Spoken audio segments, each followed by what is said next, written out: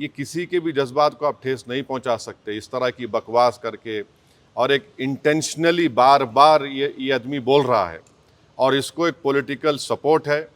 اب یہ بتانا ہے بی جے پی کو، پرائم منسٹر کو اور اتر پردیش کی سرکار کو کہ وہ باعث نہیں ہے۔ اگر وہ باعث نہیں ہے تو اس کو اریسٹ کریے۔ اگر آپ اریسٹ نہیں کریں گے تو اس کا مطلب یہ ہے کہ آپ کا پورا آشیرواد، آپ کا سپورٹ اس کو حاصل ہے۔ اور آپ دیکھ رہے کہ مہاراشٹرا میں بھی، وہاں پر بھی ایک صاحب نے اس طرح کی بکواس ہمارے پروفٹ محمد صلی اللہ علیہ وسلم کے بارے میں کی ہے۔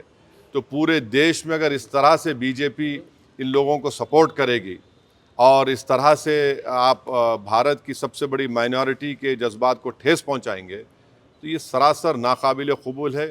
یہ دیش کی ترقی کے لیے، دیش کی مضبوطی کے لیے یہ لوگ کام نہیں کر رہے ہیں۔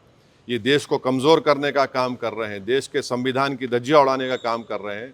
اور قانون تو ایک قانون کا تو کوئی لحاظ ہی نہیں ہے، یعنی قانون کی دھجیاں اڑا رہے ہیں، یعنی بلڈوزر استعمال کریں گے، کیا کیا اریسٹ کر لیں گے، مگر اس شخص کے اوپر کیوں نہیں ایکشن لیا جا رہا ہے جو بھارت کے نہ صرف مسلم مائنورٹی بلکہ کئی ہمارے ہندو بھائی ہیں، ان کو بھی تکلیف پہنچ رہی ہے سب چیزیں دیکھ کر، پڑھ کر، اور وہ خود شرمندہ ہیں، وہ خود تکلیف کا اظہار کر رہے ہیں۔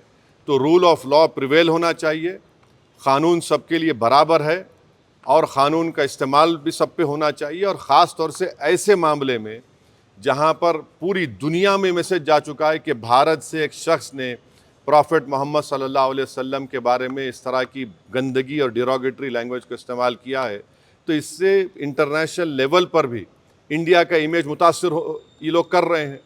اب امریکہ کے ایک ریلیجس فریڈم کی ایک رپورٹ آئی کہ انڈیا کو کنٹری آف کنسرن میں شامل ہونا چاہیے، اور کیوں لکھا انہوں نے کہ یہ اس طرح کے واقعات کا ذکر کیا، ہماری ایک سرکار نے اس رپورٹ کا کنڈیم کیا، مگر اس کو کون روکیں گے؟ آپ کیوں نہیں روکنا چاہ رہے؟ ہم یہ پوچھنا چاہ رہے ہیں نریندر مودی پرائم منسٹر سے، یوگی آدتیہ ناتھ سے، کہ آخر کیوں آپ تکلیف دینا چاہ رہے ہیں مسلمانوں کو؟ آپ کو کیا خوشی ملتی ہے؟